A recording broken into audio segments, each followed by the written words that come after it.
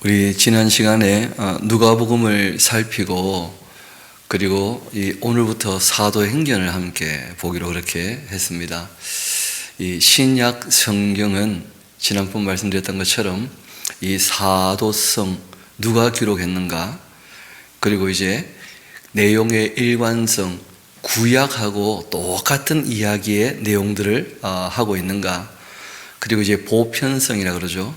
시간이나 공간 그리고 인종을 다 뛰어넘어서 정말 진리가 진리인 그 보편적인 그 진리의 내용인가, 그리고 무엇보다 성령님께서 감동하셔서 역사하신 그 확실한 증거가 있는가, 이런 이제 큰 네 가지 중요한 기준을 가지고 정말 하나님이 주신 말씀인지 아닌지 무려 300년이 넘는 기간 동안 주님의 몸된 교회가 충분히 검토를 하고, 지금 우리가 이 27권 마태복음부터 요한계시록까지는 정말 구약 이 39권에 이어서 주님의 몸된 교회를 위해서 주신 하나님 말씀이 너무나 확실하다.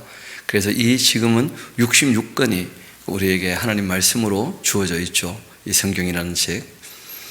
그리고 이제 마태, 마가, 누가복음은 공간복음이라 하는 말씀을 드렸고, 예수님의 행적을 중심으로 기록했다 하는 말씀을 드렸고, 이 요한복음은 공간복음과 함께 그 바울 서신들이 다 기록이 되고, 또 우리가 표현하는 그 일반 서신까지도 다 기록이 되고 난 다음에 요한 사도께서 이 복음서와 그리고 서신서 전체에 대한 그 정리로서 다시 기록된 것이 요한복음이에요.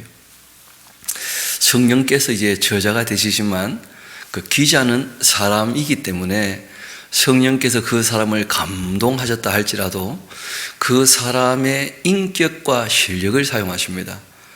그러니까 그 사람이 다 알고 적을 수 없다는 거예요. 그러니까 아는 만큼 아는 것이고 알려주신 만큼 아는 것이거든요.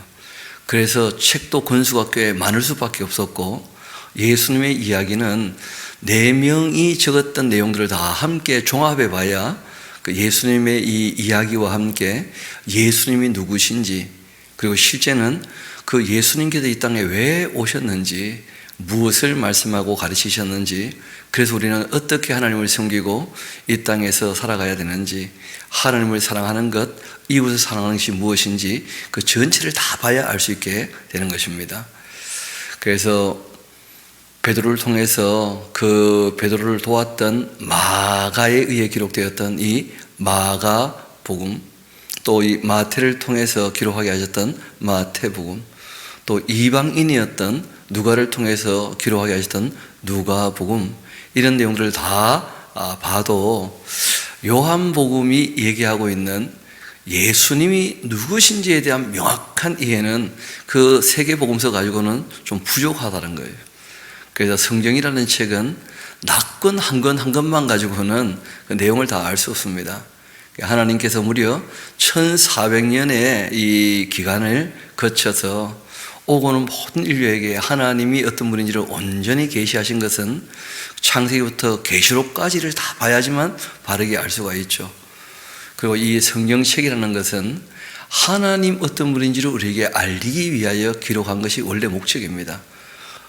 얼마나 우리를 사랑하시는지, 그리고 하나님이 얼마나 참되시고 선하시고 의로우신지, 그리고 얼마나 아름다우신 분이신지, 그리고 그 하나님께서 사람을 사랑하시기 때문에 무엇을 하셨고 또 무엇을 지금도 하고 계시는지, 또 앞으로도 이제 그 하나님의 형상인 사람들과 영원히 사랑을 나누기 위하여 궁극적인 천국을 만들고 거기에 함께 있기를 원하신다는데, 앞으로 어떻게 해서 그렇게 하실지, 그리고 그 사람들이 하나님과 영원히 살기 위해서 이 땅에서부터 어떻게 준비하고 무엇을 하고 무엇을 안 하면 좋을지 다 말씀하신 내용들이거든요.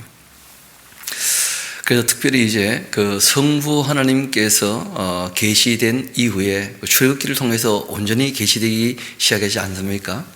그리고 이제 예수님께서 오셔가지고 구약에 예언된 자신에 대한 모든 일들을 다 성취하시면서 그 예수님이 그 하나님으로 계시가 되었죠.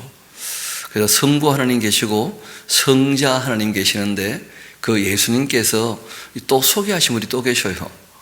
성령 하나님이시죠. 그래서 우리가 하나님 어떤 분인지에 대해서 내가 상상을 하면 안 됩니다. 성경이 우리에게 보여주신 그 하나님, 그 모습 그대로의 하나님인 겁니다. 그래서 이런 모습은 우리가 설명하기는 좀 쉽진 않아요. 설명이 안 되는 것이고 하나님만 독특하게 가지고 계시는 모습인데, 오늘 우리가 이 사도행전을 보면 성령 하나님께서 교회에 계시되는 그 사건을 보게 될 것이거든요. 그래서 이쯤에서 다시 한번 그 하나님의 그 특성이라 그렇게 보통 표현을 하는데, 모든 피조물과 구별된 그 창조주가 되시는, 또 이제 이 구세주가 되시고 또 보혜사가 되시고 심판주가 되시는 온 우주 만물을 그 정말 창조하신 그 삼위일체 하나님께서 모든 피조물과 구별된 하나님만 갖고 계시는 독특한 모습들이 있다는 거예요. 그 5가지가 있으니까 이거는 꼭 기억하셔야 됩니다. 그 기말고사 할 때 반드시 나옵니다. 그래서 다 아시겠지만, 그러나 또 얘기하고 또 얘기해야 그 하나님 모습이 어그러지면 신앙은 다 엉망이 되고 맙니다. 그래서 우리가 하나님을 경외하고 섬기고 하나님과 사랑을 나누고 하나님의 형상인 사람들과 사랑을 나누는데, 성경이 계시하신 그 하나님의 모습을 우리가 바르게 알지 못하면 그럼 신앙은 다 어그러지고 말아요. 자기 욕심에 따른 신앙생활이 되고 말거든요. 그래서 제일 먼저는 하나님께서는 스스로 계시는 분이시다. 그 자존자라 그러시죠, 그렇죠? 그 이름도 여호와, 그 스스로 있다는 뜻이에요. 모든 피조물은 누구로 말미암아 있게 되었죠? 실상은 하나님으로 말미암아 있게 되었거든요. 또 하나님으로 말미암아 있었지만 사람은 한 남자 한 여자를 만드시고 난 다음에는 그들의 그 자손들이 있기를 원하신 거예요. 그래서 우리가 있게 된 것은 하나님 아버지께서 아담과 하와를 창조해서 있기도 하고, 또 우리 부모가 있으니까 내가 또 있게 된 것이거든요. 또 우리 조상이 있으니까 우리 부모가 있게 된 것이고, 그래서 우리라고 하는 존재는 스스로 있을 수가 없는 것이죠. 그래서 하나님이라는 분은 그 물질 세계의 존재가 아니라는 거예요. 영이시니까 초월자이시거든요. 그래서 우리가 하나님을 얘기할 때 제일 먼저가 스스로 계시는 분이시다. 그리고 그 하나님께서는 천지 만물을 창조하시는 능력이 있는 분이에요. 우주 만물을 창조하는 전능하신 분이시죠. 그리고 모든 것을 다 아시는 분이시기 때문에 마지막에 그 심판도 할 수 있는 분이에요. 가장 공의롭고 정의로운 심판을. 그래서 우리가 하나님을 고백할 때 전지전능하신 분이시다, 그렇게 고백합니다. 사람은 아는 게 한계가 있죠. 사람의 능력도 다 한계가 있습니다. 하나님은 하나님 하고자 하는 걸 다 아시는 분이에요. 하나님이 알기를 원하시는 거 다 아시는 분이십니다. 그래서 우리가 하나님은 스스로 계시고 전지전능하신 분이시다. 그리고 또 우리가 하나님을 얘기할 때 예수님께서 승천하셨지 않습니까? 그런데 마태복음 28장을 보면 내가 승천하겠지만서도 내가 세상 끝날까지 너희와 함께 하겠다, 이런 말씀을 또 하셔요. 또 예수님 말씀은 아버지께서 보좌에 계시지만 지금 나와도 함께 하시고 너희와도 함께 하신다, 이런 말씀을 또 하시는 거예요. 그러니까 하나님은 여기저기 어디나 계신다는 뜻인데, 우리는 여기 있으면 딴 데는 없잖아요, 그렇죠? 하나님은 하늘에도 계시고 우리 마음에도 계시고 여기에도 계시고, 두세 사람이 모이면 그들 가운데도 있고 또 너희 마음에도 있고, 하나님만이 그렇게 하실 수가 있는 것인데 이걸 우리가 무소부재라 그래요. 하나님은 아니 계신 곳이 없다, 어디나 있다. 그래서 우리가 때로 하나님께서는 자신이 만드신 이 피조 세계에 충만하시다, 이런 표현도 하거든요. 하나님은 무소부재, 아니 계신 곳이 없으신 분이시다. 이 성부 하나님, 성자 하나님, 성령 하나님 삼위이신데, 그런데 이 하나님이 세 분인 것처럼 보이잖아요. 그런데 예수님 말씀은 아버지와 나는 하나다. 그리고 나와 똑같은 보혜사가 계신다. 성령님이다. 그러니까 세 분이라고 우리가 얘기할 수도 없고 한 분이라고도 얘기하기가 어려워요. 그래서 성경에 계시된 모습 그대로 성부 하나님, 성자 하나님, 성령 하나님, 완전히 독립된 인격을 갖고 있는 삼위이신데 그 뜻이 다르거든요. 예수님도 십자가를 앞두고 이런 말씀하시죠. 아버지 나의 뜻대로 마옵시고 아버지 뜻대로, 이런 표현을 하시거든요. 독립된 인격이라는 거예요. 아버지 하나님 보좌 오른편에 앉아 계시는 그 아들 하나님이시다, 이렇게 얘기하거든요. 아버지와 아들은 독립된 인격인데 또 뭐라고 말씀하시느냐면 아버지와 나는 하나이기도 하다, 이런 말씀도 하셔요. 그래서 우리가 고백할 수밖에 없는 것이 있죠.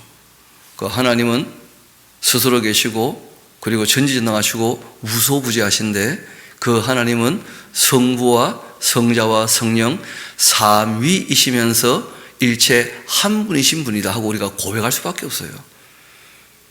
왜냐하면 성경이 우리에게 그렇게 하나님을 보여주셨거든요. 그래서 우리가 하나님의 모습은 말씀하신 대로 고백을 하는 것입니다. 그리고 또 한 가지는 그 하나님은 영원히 변치 않으시는 분이에요. 그래서 우리가 하나님을 완전자라, 또 그 하나님을 절대자라, 이렇게 우리가 고백하는 것입니다. 그래서 하나님의 이 특별한 모든 피조물과 구별된 그 5가지 모습을 꼭 기억하셔야 됩니다. 제일 먼저는 어떤 분이시라고요? 자존자 스스로 계신다. 두 번째는 전지전능하시다. 세 번째는 무소부재하시다.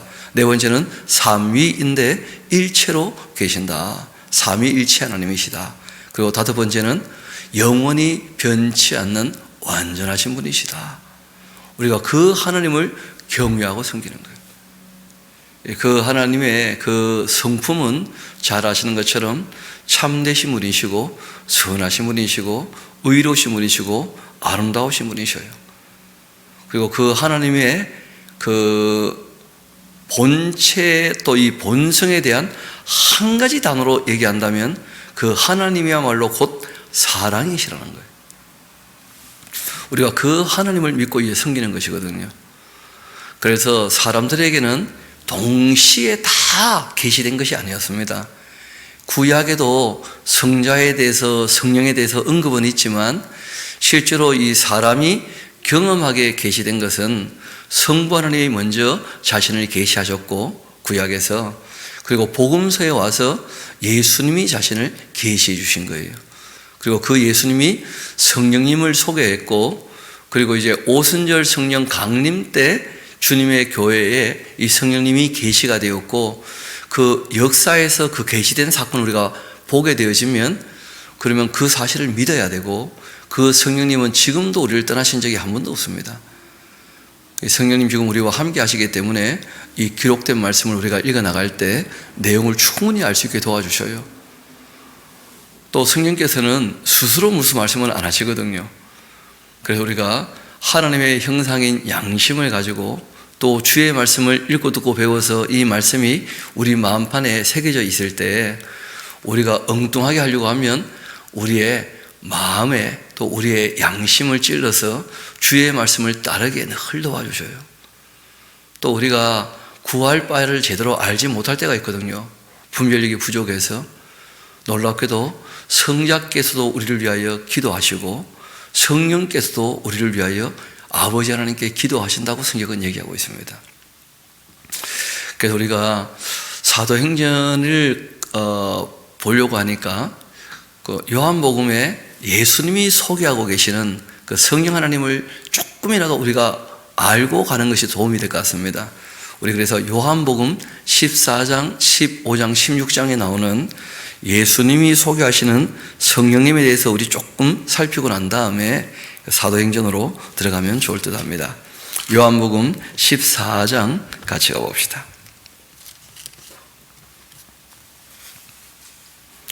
(15절) 말씀부터 제가 한번 읽어드리겠습니다. 요한복음 14장 15절. 너희가 나를 사랑한다면 나의 계명을 지키게 될 것이다. 내가 아버지께 구하겠는데 그가 나와 똑같지만 또 나와는 다른 그 보혜사를 너에게 주실 것이다. 그게 아버지께서 보내신다는 거예요. 그리고 아들이 또 보내시는데 그분이 누구냐면 예수님과 똑같은 보혜사인데 다른 보혜사예요. 그래서 우리가 하나님만이 그런 모습이시다. 다른 위인데 한 분은 하나님이시다. 이렇게 고백할 수밖에 없다는 거예요. 너희에게 주셔서 그 나오죠. 영원토록 너희와 함께. 그러니까 우리가 이 말씀을 믿기 때문에 지금 또 성령 오시라 막 기도하고 그러면 안 됩니다. 그러면 딴 영이 들어올 수 있어요. 성령님은 회개하여 아버지 하나님께 용서받고 예수 그리스도의 그 은혜로 죄사함 받은 모든 사람에게 아버지와 아들이 선물로 주셔요. 그러면 성령께서 함께 하시거든요. 그 성령님께서 그 오순절날 그 교회에 계시가 되고 그리고는 한 번도 떠나신 적이 없어요. 그래서 이 말씀을 믿어야 됩니다. 영원토록 너희와 함께 있게 하실 것이다. 계시가 된 다음에는요, 그는 어떤 분이시냐? 진리의 영이신데 세상은 능히 그를 받지 못해요. 왜냐하면 세상은 회개하지 않기 때문에 세상이거든요. 그러니까 죄사함도 그들에게는 효력이 없어요. 용서받지 못했기 때문에. 그를 보지도 못하고 알지도 못할 거다. 그러나 너희는 예수님 말씀을 이제 다 들었지 않습니까? 제자들이. 그를 알게 된다. 진리 영이시니까, 진리를 다 배웠으니까. 그리고 그는 너희와 함께 가심이고 또 너희 속에도 계시겠다. 그게 참 특별한 표현이죠. 그렇죠? 함께도 하시고 속에도 계시고. 그러니까 하나님이세요. 하나님. 또 조금 내려와 봅시다. 거기 보면 25절 한번 볼까요? 내가 아직 너희와 함께 있어 이 말을 너희에게 하였거니와. 그러니까 무슨 말을 하셨느냐면 조금 위로 올라가 봅시다. 24절 봐요. 나를 사랑하지 아니하는 자 내 말을 지키지 아니한다. 너희가 지금 듣고 있는 예수님의 말씀은 예수님이 개인적으로 하시는 말씀이 아니라는 거예요. 나를 보내신 아버지 하나님의 그 말씀인 것이다. 예수님은 아버지의 뜻대로만 하셨어요.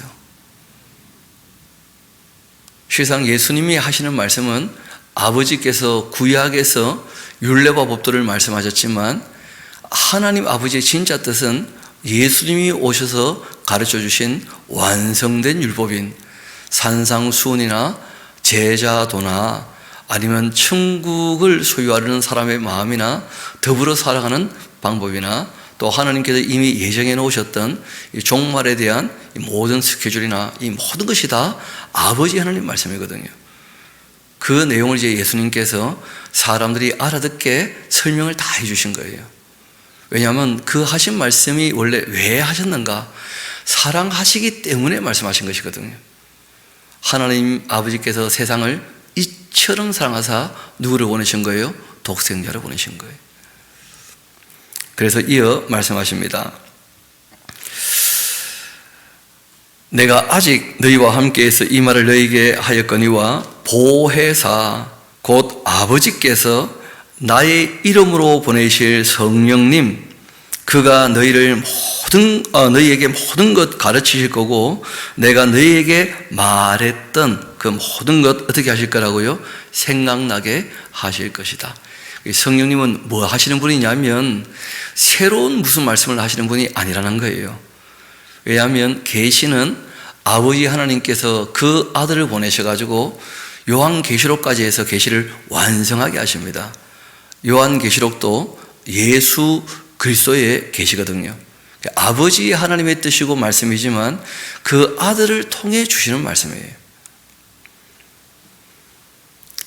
그런데 예수님께서 말씀하신 것이 3년 반 동안 제자들을 가르쳤지만 그 말씀이 기억이 나고 깨달아져서 그 말씀을 따라 살 수 있게 도와주시는 분은 누구라는 거예요?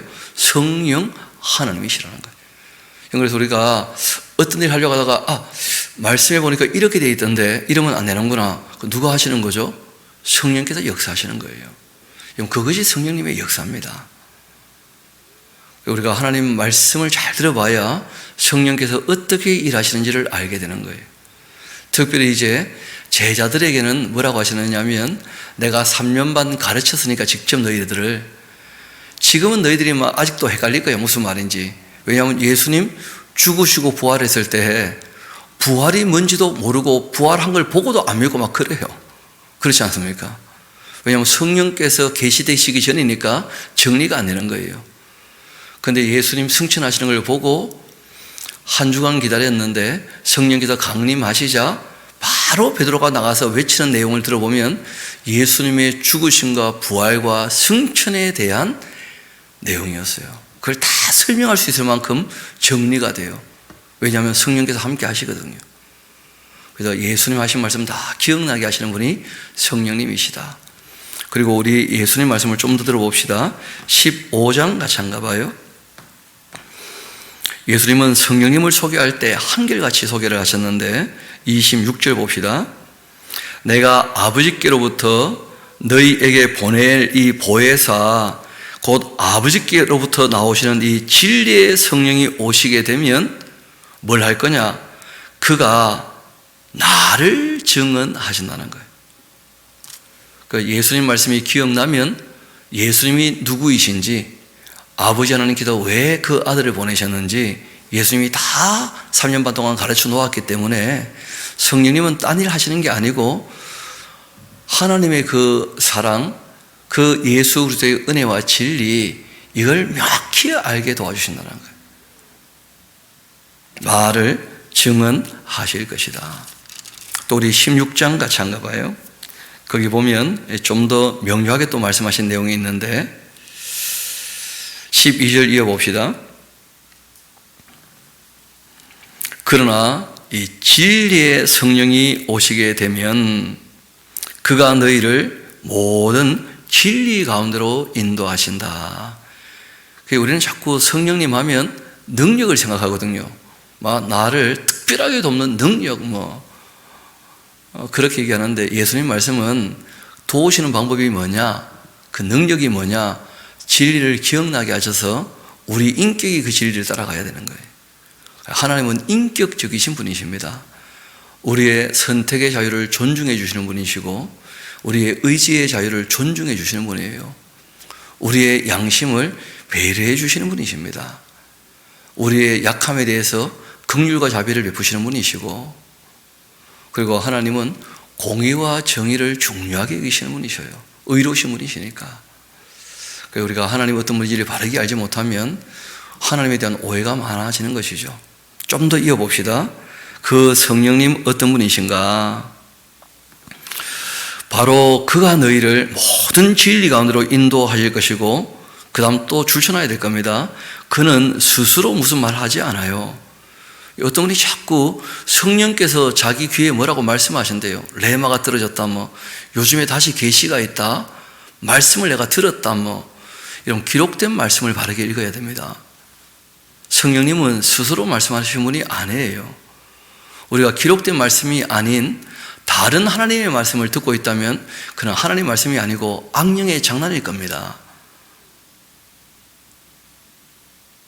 참 안타까운 것은 어떤 분들은 기도하다가 자꾸 무슨 음성을 듣는다 이런 얘기를 해요. 보니까 위험한 일입니다. 왜냐하면 기도라고 하는 것은 음성을 듣고자 하는 것도 아니고 내 소원을 이루고자 하는 것도 아니에요. 음성은, 기도는 왜 하느냐? 하나님 기도에게 주신 말씀이 명확하기 때문에 내 뜻대로가 아닌 주님의 뜻대로 살기 위하여 기도하는 거예요. 그래서 성경에 그런 말씀이 있습니다. 율법을 듣지 아니한다면, 그 기록된 말씀을 모르고 있는 사람이라면 그 기도도 가증하다는 거예요. 악령들이 장난을 칩니다. 진리를 모르면 성령께서 기억나기도 못하셔요. 가지고 있는 게 아무것도 없는데. 그래서 이 교육이라는 게 꼭 필요한 거죠. 말씀을 반드시 읽어야 되는 것이고, 그래서 성령님은 스스로 말씀하지 않으신다.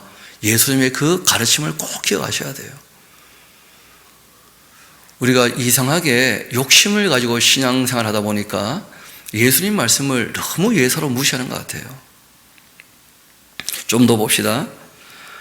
오직 들은 것을 말씀하시는 분이시고 장래일을 너에게 알리실 것이다. 그래서 요한계시록은 따로 기록이 돼요. 왜냐하면 예수님께서 죽으시고 부활하시고 승천하실 그때 요한계시록이 얘기가 되면 AD 70년에 예루살렘 성전이 무너지게 될 텐데, 그러면 종말에 대해서 사람들이 너무 헷갈릴 거라는 거예요.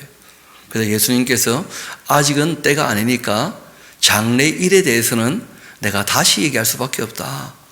그래서 요한계시록이라는 책을 보면 예수 그리스도에 계시고 성령께서 감동하셔서 요한이 그 내용을 다 듣게 되는 거예요. 성령께서 스스로 하시는 말씀이 아닙니다.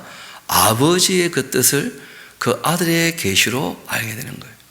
그래서 우리가 그런 내용까지 다 원래 다 읽게 될 거니까, 그래서 오늘 사도행전으로 가서 우리 1장과 2장 성령 강림과, 그리고 성령 강림으로 말미암아 그 성령님께서 예수님을 정말 어떻게 증언했는지, 그리고 중요한 것은 성부, 성자, 성령께서 사람들에게 계시될 때에는 역사적 사건이기 때문에 기록으로 다 남아 있어요. 계시될 때는 영이신 하나님은 원래 안 보이잖아요. 그런데 사람들이 다 경험할 수 있도록, 그것도 개인적으로 경험하는 것은 진리일 수 없습니다. 집단적으로 하나님의 모습을 경험할 수 있게 표적을 나타내셔요. 그래서 창세기, 그리고 이제 출애굽기를 갔을 때, 출애굽기에서 정말 하나님께서 자신을 계시하실 때 보면 10가지 재앙을 통해서 자신이 누군지를 계시하셔요. 이렇게 함으로 그들이 내가 여호와인 줄을 알게 될 것이다. 끊임없이 그런 말씀들을 하셔요. 그리고 그 역사가 기록으로 남아서 이제 정말 계시된 하나님 함께 하시지 않느냐, 끊임없이 그 얘기를 하는 것이죠. 또 예수님이 오셔가지고 말씀하신 게 있죠. 내 말이 말로서는 다 안 믿어진다 할지라도 내가 하는 일을 보지 않느냐. 뭘 하셨느냐 하면 눈 먼 자 눈을 뜨게 하시고, 저는 자 걷게 하시고, 듣지 못하는 자 듣게 하시고, 말 못하는 자 말하게 하시고, 능력을 보이셨다는 거예요. 구약에서 예언된 그대로. 그래서 뭐라고 하십니까? 내가 하는 일을 보고서라도 내가 그인 줄 알라 하시면서, 그러니까 역사 가운데에서 예수님께서 모든 사람들에게, 개인적인 내용 전혀 아닙니다. 꼴방에서 뭐 기도하다가 특별한 체험했다, 그렇게 되는 게 아니고 모든 사람에게 아주 보편적으로 자신을 계시를 하신 거예요. 성령 강림도 마찬가지입니다. 사람들이 함께 해도 인식을 잘 못하니까 오순절 강림하실 때 특별한 사건이 벌어져요. 그게 이제 새 방언이라고 하는 것인데, 이 새 방언은 기도하면서 방언 기도한다, 전혀 그런 거 아닙니다. 여러분, 예수님 말씀하셨잖아요. 성령께서 오시면 뭐 하게 될 거라고요? 나에 대하여 증언하게 될 거라고. 그래서 성령께서 임하시니까 새 방언으로 설교를 하게 된 거예요. 이 방언은 하나님께 기도할 때 쓰는 게 아닙니다. 이 새 방언이라는 것은 그때만 딱 3번 정도 있었어요. 사도행전에 기록되어 있는데 표적이었는데, 베드로는 말을 할 때 자기 말 하듯이 자연스럽게 얘기를 했어요. 그냥 놀랍게도 듣는 사람들은 중간에 통역도 없는데 다 15개 넘는 나라에서 모여왔었거든요. 다 자기 나라 말로 알아들어요. 그리고 하나님 아버지께서 하신 놀라운 일을 다 알아듣게 됩니다. 그 알아듣게 되면 2가지 반응이 있어요. 알아듣게 된 것을 믿는 사람이 있고, 알아들어도 못 믿는 사람이 있어요. 결국 그렇게 이제 진리가 선포되면 갈라지게 되는 것이거든요. 지금 한국 교회가 방언을 너무 잘못 이해하고 있어요. 고린도 교회에 있었던 이 방언 기도는 고린도 후서에서 그들의 정체를 밝히고 있어요. 다른 영에 속한 거짓 사도들이었다는 거예요. 왜냐하면 성령님은 진리의 영이시거든요. 이상한 소리로 떠들게 만드는 그런 분 아니에요. 성령님은 진리의 영이시라고. 그럼 진리는 내용이 명확해야 돼요. 그래서 바울이 끊임없이 얘기합니다. 외국어라고 할 때, 지방 언어, 방언이라고 할 때 이런 표적으로서의 방언 말고 그냥 지방 언어로서 방언이라 한다 할지라도 통역이 없으면 하랍니까? 하지 말랍니까? 절대 하면 안 된다는 거예요. 왜냐하면 통역이 없으면 내용 전달이 안 돼요. 함께 기도한다 할지라도 함께 아멘 하려면 내용을 알아야 될 거 아니에요. 그래서 통역이 없으면 절대 교회에서는 방언하랍니까? 하지 말랍니까? 안 된다고 되어 있지 않습니까? 알아듣지 못하는 말은. 그런데 지금 한국교회가 그런 걸 너무 일상적으로 하나님의 능력인 줄 알고 그렇게 하고 있는데 진짜 위험합니다. 악령의 장난이거든요. 그래서 우리가 내용을 차근차근 읽어보면 확실히 알 수 있으니까 사도행전에 나오는 이 표적이라고 하는 새 방언은 마가복음에서 얘기했던 이런 표적이 따르니니 했을 때 그 새 방언이에요. 다시 말씀드립니다. 말을 할 때는 어떻게 했다고요? 베드로나 그 사도들, 그 제자들이 자기 말 하듯이 자연스럽게 얘기를 했어요.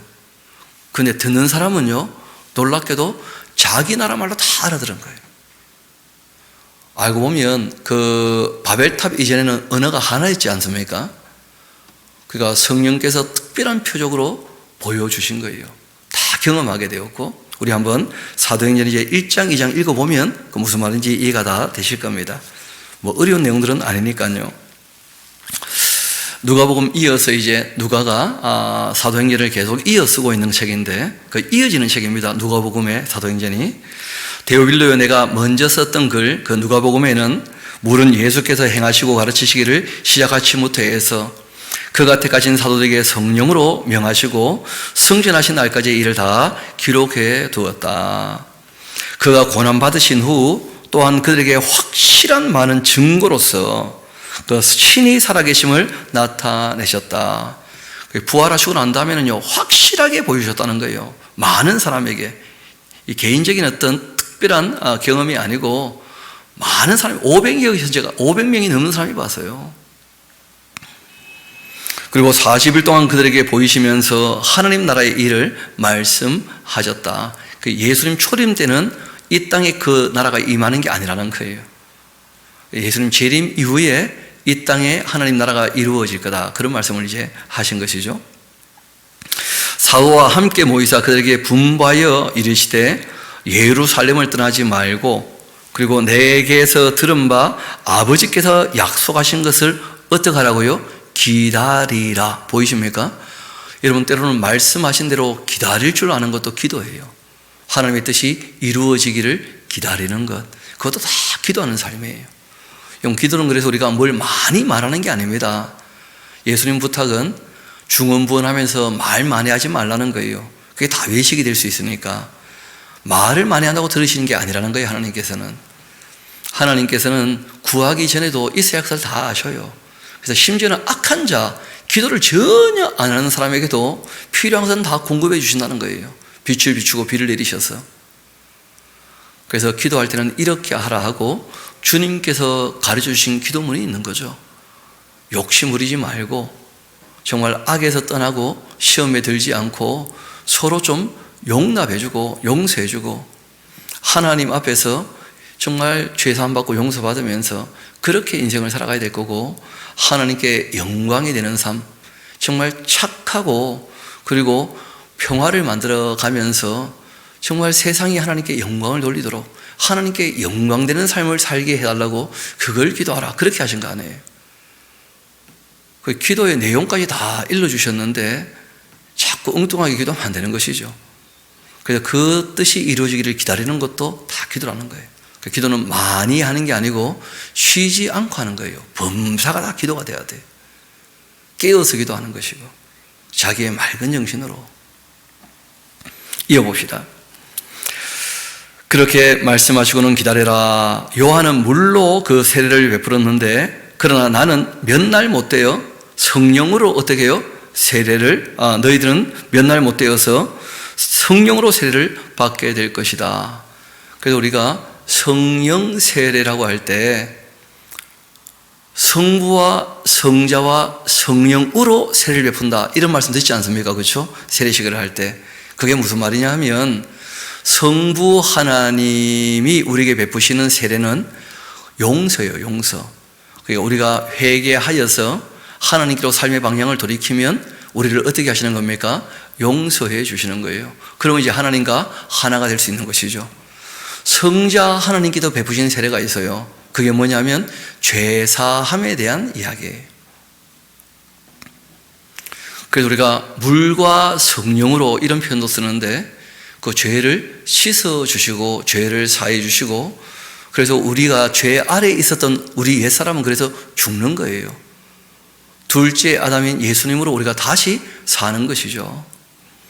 그래서 우리가 이 성부와 성자와 그 다음에 성령의 이름으로 할 때 이 성령 세례는 연합의 세례예요. 주님의 몸된 교회가 된다는 것이에요. 그래서 예수님도 아버지와 아들과 성령의 이름으로 세례를 베풀고 그렇게 하신 것이고 조금 있다가 그 내용이 나옵니다. 어떻게 해야 되겠냐 물어봤을 때 그 회개해서 용서함을 받고 죄 사함을 받으라. 그러면 성령님을 선물로 받게 될 거다. 그렇게 하신 거예요. 그게 성령 세례예요. 그러니까 성령 세례는 뭐 특별하게 뭐 이상하게 얘기하면 안 됩니다. 연합의 세례예요. 하나님과 연합이 되는 것이다. 용서받아서 죄사함 받아서 성령께서 그 진리를 어떻게 해요? 기억나게 하셔서 그러니까 그 말씀을 따라 살게 하는 것이 하나님과 함께 하는 거예요. 예수님께서 말씀하신 것이 내가 아버지의 계명을 지켜 그 안에 거하는 것처럼 너희도 내 말을 지켜 나의 사랑 안에 거하라. 그 말씀을 기억나게 하시는 분이 누구시라는 거예요? 성령 하나님. 그래서 성령 세례는 연합의 세례를 얘기해요. 어떤 분은 또 불세례가 있죠. 그럼 불세례는 심판의 세례입니다. 무슨 능력의 세례 그런 거 전혀 아니에요. 성령 세례는 알고 본 곳간의 그 연합 세례예요. 반면에 불세례는 뭐냐? 가라지는 타는 불에 풀무불에 심판의 세례를 얘기해요. 그 예수님께서 오셔서 세례 받으실 때 이 요한이 다 설명을 했거든요. 세례 요한이 성령 세례가 무엇인지 불세례가 무엇인지. 그래서 예수님께서는 성령으로 너희들에게 세례를 그리고 불로 너희에게 세례를. 그건 무슨 말이냐면 예수님은 성령님을 소개도 하실 것이고 보내실 것이고 그리고 심판도 하시는 분이시다. 예수님은 구세주이시면서 심판주이시다 이런 얘기지. 불세례는 뭐 특별한 이상한 다른 세례인 것처럼 그렇게 오해하기 때문에 또 불 받으려고 막 기도가 열불나게 하더라고. 보니까 노래도 열불나게 부르고 그러니까 진리를 모르니까 악령이 자꾸 틈타는 거예요. 정말 주의해야 됩니다. 이어봅시다. 그렇게 이제 말씀을 하셨고 그리 또 이 모여있을 때 예수께서 6개 여쭈 말하죠. 주께서 이스라엘 나라를 회복하심이 이때입니까? 하고 오해를 또 하자 예수님께서 말씀하시죠. 때와 시기는 아버지께서 자기 권한에 두셨다. 너희가 알 바가 아니고 오직 성령께서 너희에게 임하시게 되면 너희가 권능을 받게 될 것이다. 또 여기까지만 읽고 막 권능을 받자 막 이런 식으로 하는데 권능의 내용도 없이 그 뒤에 보면 내용이 나와요. 성령께서 너희에게 임하시게 되면 너희가 권능을 받게 될 텐데 무슨 일을 하는 능력이냐? 예루살렘과 온 유대와 사마리아와 땅까지 이르러 나의 증인이 되는 그 능력을 받게 될 거라는 거예요. 그러니까 예수님이 누군지를 명확히 증언할 수 있어야 될 거 아니에요. 진리의 성령께서 나를 증언하실 것이다. 복음서와 똑같은 말씀을 하셔야지 그 앞뒤 내용과 상관없이 막 떠들면 그게 위험할 수 있다는 거예요. 그래서 우리가 성경을 읽을 때는 반드시 앞의 책이 배경이 됩니다. 그러니까 앞의 책의 배경을 가지고 뒤의 책을 읽어야 오해 없이 읽을 수 있어요. 그 실상은 구약의 내용을 다 알고 있어야 복음서의 내용이 이해가 됩니다. 그 배경 가운데에서 아들을 보내신 거거든요. 구약에 약속하신 그대로. 그러니까 구약의 약속을 모르면 신약에서 예수님이 어떤 분인지 알 수가 없어요. 왜 보내시는지도. 그리고 복음서에서 특별히 공간복음서에서 예수님이 어떤 얘기를 하셨고 어떤 분인지를 알지 못하면 성령님께서 증언을 하신다는데 누구를 어떻게 증언할 거예요 대체. 그래서 항상 앞의 책을 우리가 다 숙달해서 배경이 되면 뒤 책을 읽을 때 이해가 쉽게 되는 거예요. 좀 더 이어봅시다. 내 증인이 될 것이고 그 일을 할 수 있는 능력을 주실 거다. 이 말씀을 마치시고 그들이 보는데 올려져 가셨어요. 승천하셨죠. 구름이 그를 가리워 보지 않게 되었습니다. 올라가실 때 제자들이 자세히 하늘을 쳐다보고 있는데 흰옷 입은 두 사람이 그들 곁에 서서 말하죠. 갈릴리 사람들아, 어찌하여서 서서 하늘을 쳐다보고 있냐? 너희 가운데 하늘로 올려지시니 예수는 하늘로 가심을 본 그대로 다시 오실 것이다. 그래서 예수님 재림하실 때 구름 타고 오신다 이런 얘기 들어봤지 않습니까? 그러니까 구름 타고 오지 않은 존재는 재림 예수일 수 없어요. 다 가짜입니다. 그렇지 않습니까? 예수님 뭐 타고 오신다고요? 구름 타고 오셔요. 그런데 구름 타고 오시지만 기억하실 게 있는데, 교회는 이 땅에서 예수님을 영접하는 게 아닙니다. 교회는 죽은 사람은 다 낙원에 가 있을 거 아니에요, 그렇죠? 그러면 부활하게 되면 그때 예수님 영접을 해요. 그리고 또 이 땅에서 마지막 때 이제 그때라도 회개하고 돌아와서 인침받은 사람이 있을 거 아닙니까? 그 사람들은 공중에서 주님을 영접해요. 구름 위에서. 그분들은 전부 다 불이 붙은 유리바다 건너편으로 건너갑니다. 예수님이 재림하셔도 통치하시는 그 하나님의 나라라고 할 때에는 임시적으로 있는 하나님의 나라 천년 왕국을 얘기해요. 천년 왕국을. 그 천년 동안만 예수님이 통치하십니다. 그리고 이제 영원히 통치하실 때는 궁극적인 천국에 대한 이야기예요. 그래서 성경이 얘기하는 그 천국이라는 그 개념도 단순하지는 않습니다. 삼위일체 하나님이 원래 계시는 근본적인 천국도 있고요. 하나님과 사귐이 있는 하나님의 통치가 있는, 그리고 이제 에덴 동산을 창설했을 때 일종의 천국이었는데 죄를 짓는 순간 그는 안 되고 말았죠. 또 여기저기 있다고 하지 말고 마음에도 천국이 이루어질 수 있다는 거예요. 그렇지 않습니까? 그런데 이것도 다 임시적인 거예요. 또 너희가 모일 때 내가 함께 하겠다 했던 우리들이 일고 가는 천국도 있어요. 근데 그런 것도 다 임시적인 거죠. 또 낙원도 일종의 천국이지만 거기는 영원히 있는 것이고, 부활에 참여하면 육체를 가지고 부활하게 되는 그 부활에 참여하게 되면 그 낙원이라는 천국도 끝나요. 한시적인 거죠. 또 이 땅에 이루어지는 그 이스라엘을 중심으로 한 회복이에요. 구약에 끊임없이 얘기했던 이 땅에 이루어지는 그 하나님의 나라, 예수님이 다윗의 위에 앉아 통치하시는 그 하나님의 나라는 교회에 대한 이야기가 아니고요. 교회가 완성되고 난 다음에 이 땅에 남아있는 사람들, 그러니까 이스라엘을 중심으로 해서 회복되는 사람들이 있어요. 인을 떼고 나팔 불고 진노의 대집에 퍼부어지면서 이 땅에 악한 사람들이 다 진멸당하거든요. 그리고 이제 마귀는 무저갱에 천년 동안 갇혀 있어요. 그 마귀가 무저갱에 천년 동안 갇혀 있는 동안에 이 땅에 임하는 하나님 나라가 있어요. 그건 임시적인 거죠. 천년 동안. 그것은 교회와 상관이 있는 게 아닙니다.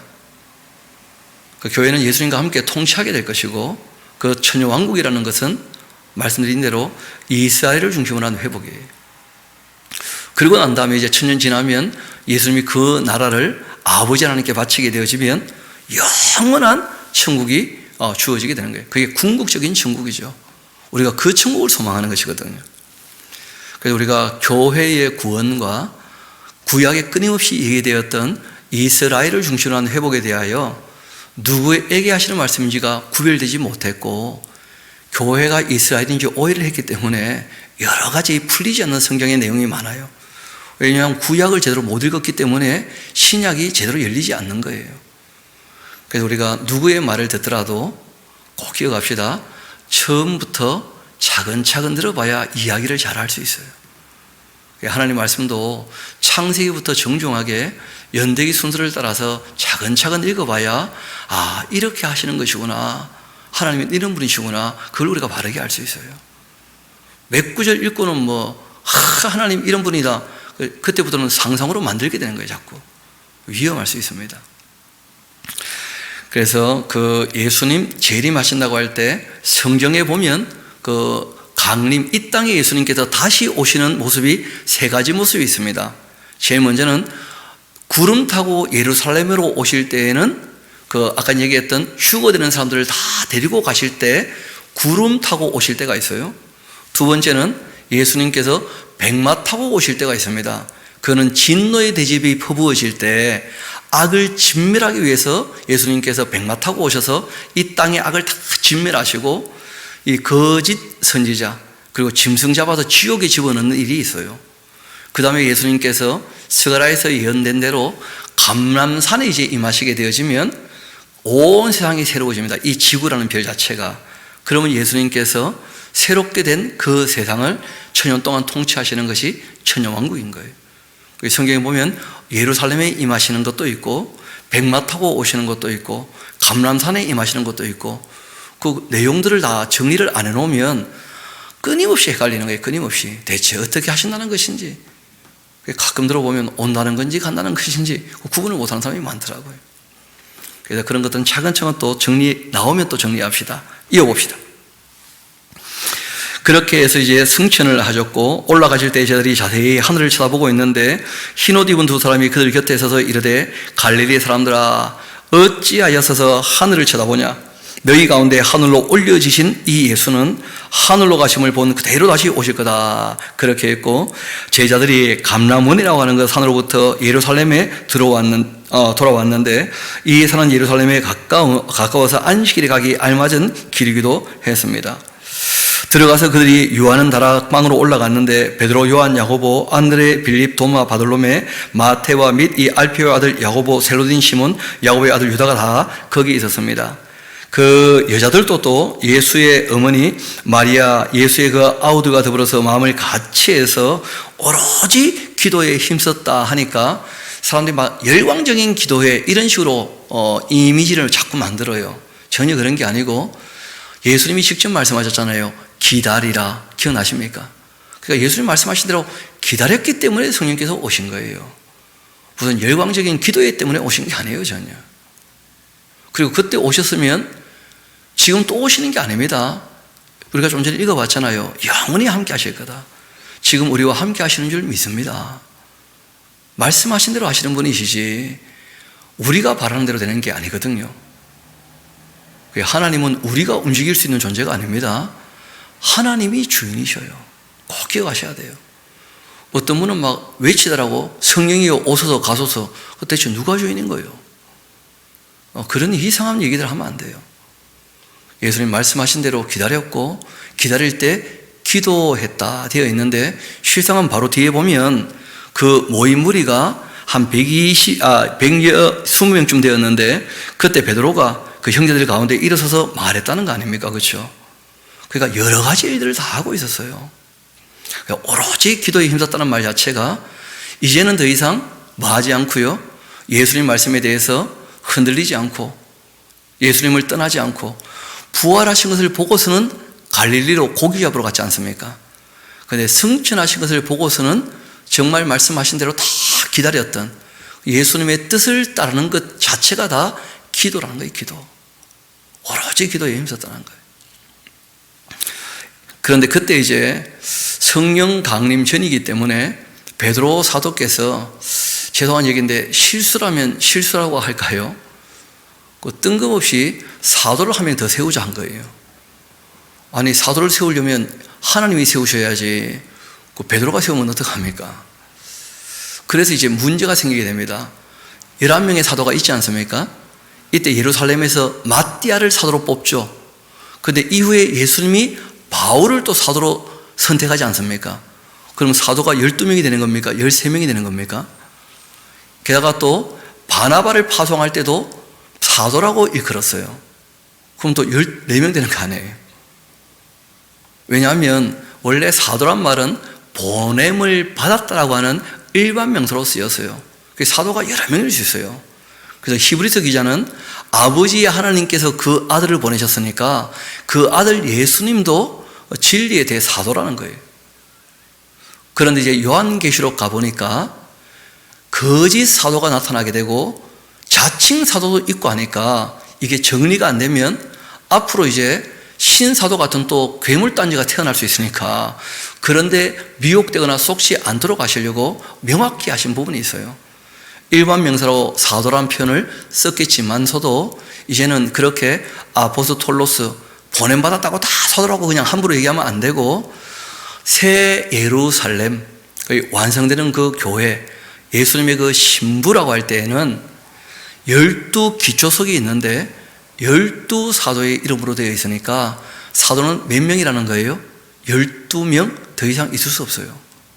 그래서 11명의 사도는 아무 문제가 없고 2명의 사도 중에 1명이 결정돼야 됩니다. 그렇죠? 베드로가 뽑았던 마띠아일까요? 예수님께서 부르셨던 바울일까요? 여러분 생각에는 어떠하십니까? 당연히 바울이죠. 그래서 이 마띠아는 예루살렘 교회에서 세웠던 사도인 것은 사실인데 예수님의 12사도에 들어갈 수는 없습니다. 그 내용을 보면 알 테니까요. 예수님이 뽑으신 게 아닙니다. 누가 뽑았다고요? 기다리다가 이제 베드로가 나선 거죠. 그냥 한 명 길어니까 우리가 뽑자 이렇게 된 거예요. 그래서 이 일은 하나 메모해 두시면 좋겠습니다. 성령 강림 전이었다. 그래도 그 일이 있었기 때문에 있는 대로 적어놓은 거예요. 그래서 여러분 잘 아시지만 이렇게 마띠아가 뽑혔다는데 뒤에 보면 마띠아가 뭘 했는지 하나도 안 나와요. 왜냐하면 거기에 대해서는 별로 언급할 이유가 없다는 거예요. 예루살렘 교회에서는 무슨 역할을 하셨겠지만 하나님의 일에 대한 이 마띠아의 이야기는 오고 오는 교회에 무슨 얘기할 게 별로 없어요. 헷갈리게 될 것이니까. 그래서 다 베드로 이야기와 함께 바울 이야기가 주를 이루고 있는 거예요. 그래서 이 사도는 처음에는 일반 명사로 쓰여서 다양한 사람을 사도라고 표현했겠지만 요한계시록이 기록되고 난 다음에는 더 이상의 사도는 없다는 거예요. 왜냐하면 계시가 완성되었기 때문에 예수님의 말씀이 온전히 딱 완성되었기 때문에 더 이상 사도가 있어도 안 되고 다른 계시가 더 있어도 안 돼요.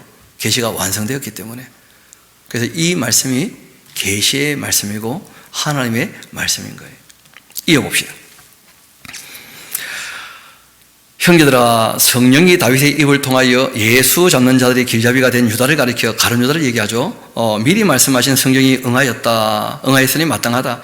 이 사람은 본래 우리 수 가운데 참여했고 이 직무의 그 한 부분을 맡았던 자인데 이 사람이 불의의 삭수로 박사고 후에 몸이 곤노박질해서 배가 터져 창자가 다 흘러 나왔다. 이 일이 예루살렘에 사는 모든 사람에게 알려졌는데 그들의 말로는 그 밭을 아게다마라 그렇게 하는데 이는 피밭이라는 뜻이다. 시편에 기록되어 있지 않더냐. 그 거처를 황폐하게 하시고 거기 거하는 자가 없게 하소서 그렇게 했고 또 이르시되 그 직분을 타인이 취하게 하소서 하고 다윗이 예언한 게 아니고요. 자기를 배신했던 사람들에 대해서 다윗이 이런 얘기들을 한 적이 있어요. 다윗이 예전에 그렇게 어떤 결혼된 사람이 있으면 그러면 또 그렇게 얘기했던 것처럼 우리도 지금 가룟 유다가 죽었으니까 누구 한 명 좀 결혼되었으니까 한 명 보충하자 이렇게 된 겁니다. 그래서 꼭 기억하세요. 여러분 성경을 볼 때는 언제 어디서 누가 하고 있는 일인지도 굉장히 중요합니다. 성경에 기록되었지만서도 하나님께서 하시는 일도 있지만 사람들이 나서가 하는 일도 있어요. 그래서 사람들이 나서서 하는 일 중에서는 실수가 간혹 있습니다. 그래서 그것이 실수인지 아닌지는 뒤에 내용들을 읽어보면 쉽게 드러나게 되어져요. 그래서 그런 부분은 전혀 문제가 안 되죠. 뒤에 다 보면 예수님이 바울을 특별히 또 불러가지고 사도로 보내신 것이고 에베소에서 사도인 확증된 표가 나타나게 되었고 그리고 이제 요한계시록의 12사도의 이름으로 새 예루살렘의 기초석이 놓이게 되는 것이니까 그러니까 별로 딴 얘기할 필요 없는 거죠. 그렇지만 이때 이제 예루살렘 교회는 이런 일이 있었다는 거예요. 우리 한번 이어서 봅시다. 이러므로 요한의 그 세례로부터 우리 가운데 그 올려져 가신 날까지 주 예수께서 우리 가운데 출입하실 때에 항상 우리와 함께 다니는 사람 중에서 하나를 세우자. 그러니까 기준도 지금 누가 세우고 있는 거죠? 베드로가 이런 정도의 기준이라면 그 사도라고 할 수 있지 않겠냐? 이렇게 하시는 거죠. 우리와 더불어 예수께서 부활하심을 증언할 사람이 되게 하여야 하지 않겠느냐 하면서 그렇게 하거늘 결국 이제 그들이 누가 하고 있는지를 잘 보셔야 돼요. 그들이 이 두 사람을 내세우게 됩니다. 복수로 추천을 했죠.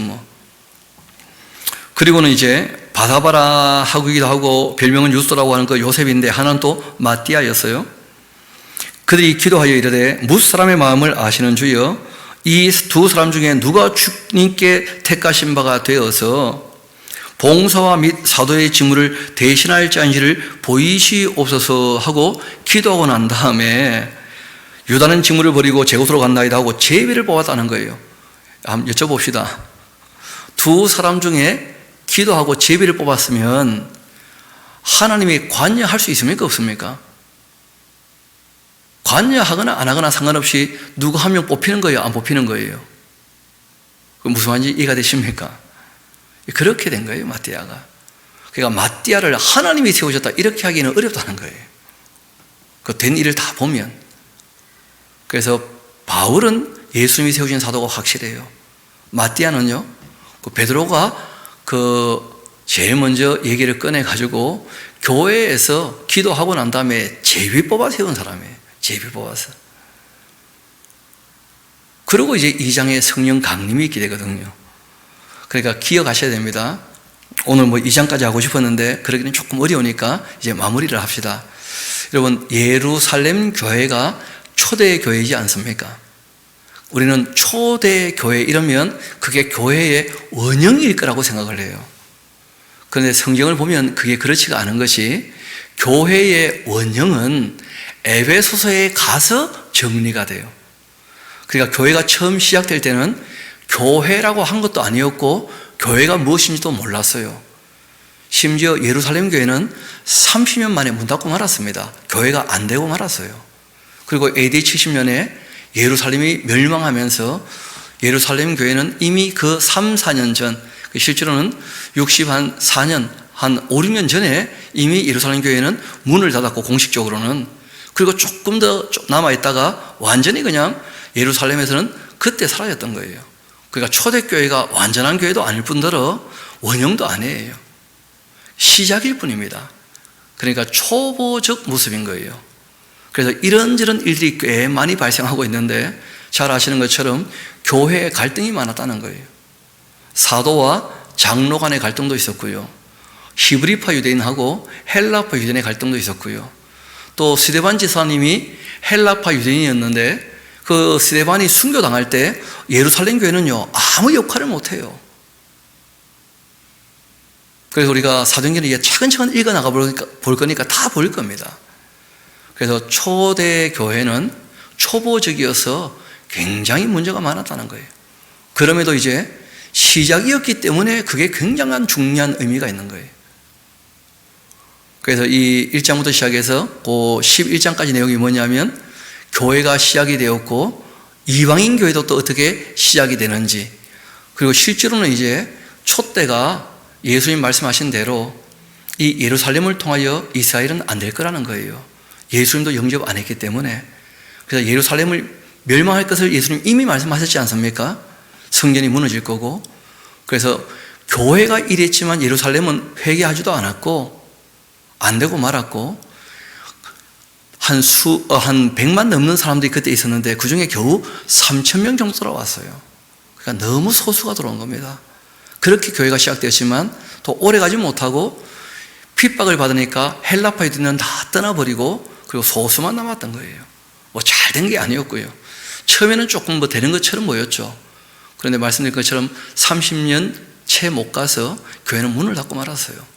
그래서 초대 교회는 초보적 교회였고, 그 시간이 지나면서 사람들이 좀 자라야 되거든요. 그래서 사람들이 좀 더 자라고 주님의 뜻을 밝히 알게 되어지면서 교회가 무엇인지는 꽤 시간이 지나고 30년 가까이 지나서 이 바울이 정리를 해요. 그 정리하게 성령께서 역사하셨는데, 그렇게 정리된 것이 바로 에베소서라는 책이에요. 그게 교회론입니다. 교리 서신이고, 교회는 이러한 모습이다, 이렇게 된 것입니다. 우리가 사도행전을 볼 때 바울의 편지들도 역사적 순서를 따라서 차근차근 또 읽게 될 겁니다. 우리가 한 줄도 안 빠지고 다 살필 거니까 미리 조금 이렇게 언급드리는 것은, 조금 이렇게 긴장을 하고 생각을 좀 해봐야 내용들을 읽을 때 우리가 조금 더 정신을 차릴 것 같아서 제가 조금 언급을 드린 것이고, 우리 내일 또 성령 강림 이야기부터 좀 살피려고 합니다. 우리 마지막 남은 내용을 읽어봅시다. 봉사와 및 사도의 직무를 대신할 자인지를 보이시옵소서.